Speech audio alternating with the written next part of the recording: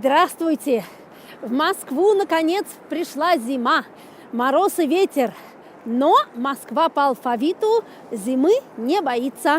Мы продолжаем наш проект.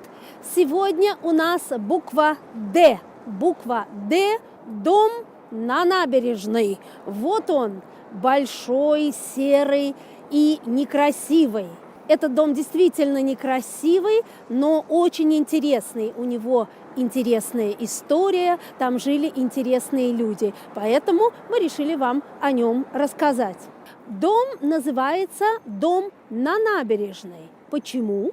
Потому что вот Москва-река, и рядом с Москвой-рекой набережная. Дом стоит на острове, очень близко от Кремля. Посмотрите, Кремль рядом, через мост. Первые жители этого дома – это были партийные работники, партийные лидеры. Они работали в Кремле, а жили они через Москва-реку в своей квартире здесь. И на работу они ходили прямо в Кремль. Очень близко и удобно. Дом был построен в 1932 году. Это стиль конструктивизм. Основные принципы стиля конструктивизм – простота, функциональность и удобство. И этот дом стал простым и очень функциональным. В начале 30-х годов жизнь в Советском Союзе и даже в Москве была очень трудная, тяжелая и бедная. Поэтому было очень важно показать советским людям, что в будущем при социализме, при коммунизме люди будут жить совершенно по-другому. Этот дом показывал, какая будет замечательная жизнь. В этом доме в то время, в начале 30-х годов, была горячая вода, был телефон, у людей были отдельные квартиры, где уже стояла мебель.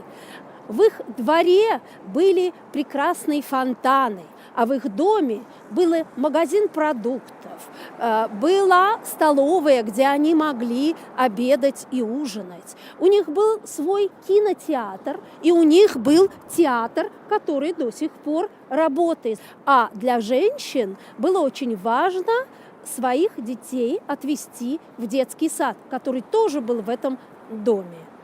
В этом доме жили разные люди. Здесь жили не только известные партийные деятели, дети Иосифа Сталина, но здесь жили очень известные в 30-е годы люди.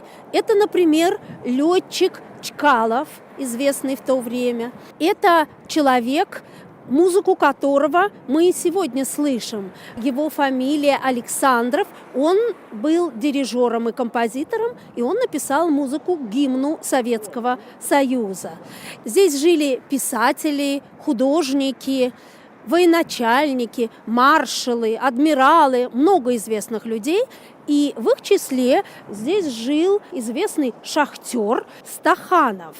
После того, как он очень много работал, появилось слово «стахановец». И слово это вошло не только в русский язык, а даже в итальянский. И оно там существует до сих пор. Слово «стакановиста» – это человек, который очень много работает.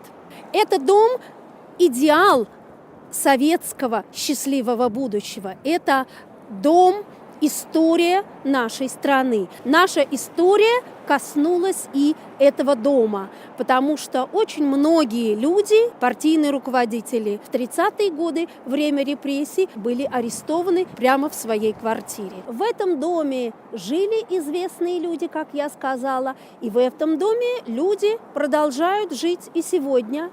Здесь есть очень интересный музей, где можно услышать об истории этого дома.